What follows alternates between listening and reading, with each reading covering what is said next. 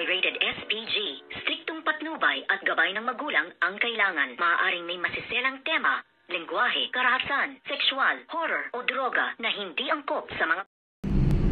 Good morning mga kachikas and welcome sa aking munting channel. Tatawagan na nga nitong si Attorney Adrian, itong ang si Charlene, upang ipaalam sa kanya ang kanyang natuklasan. At dito nga ay sinabi nga niya na meron silang isang magandang balita dahil nga itong si Leilani ay natagpuan na at ngayon ay nakagising na nga ito mula sa kanyang pagiging pagkakakomatos. At ngayon ay ano na kaya ang gagawin nitong ang bruhang si Divina dahil nga magsasalita na itong ang si Leilani sa lahat-lahat ng kanyang mga kasinungalingang ginawa at ng lahat-lahat ng kanyang mga kalokohang ginagawa sa kanyang buhay.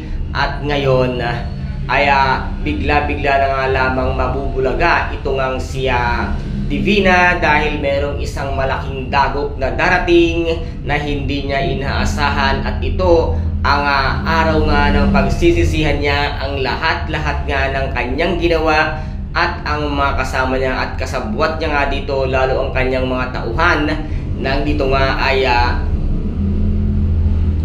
mararanasan na nitong ang si Divina muli ang maipasok sa loob nga ng kulungan dahil ito ang gagawin nitong si Leilani, ang ibalik itong ang si Divina kung saan siya dati nanggaling dahil nga ito na rin ang tamang parusang gagawin sa kanya para pagbayaran ang lahat-lahat ng kanyang kasalanan. Kaya guys, napakarami po nating mga dapat abangan sa mga susunod na episode dito nga sa Prinsesa ng City Jail. Kung nagustuhan po ninyo ang aking videos for today, paki-subscribe na lamang po ng aking channel, paki-like and share para maging update kayo sa lahat ng gagawin kong videos. Maraming salamat po. Ingat, God bless and bye-bye!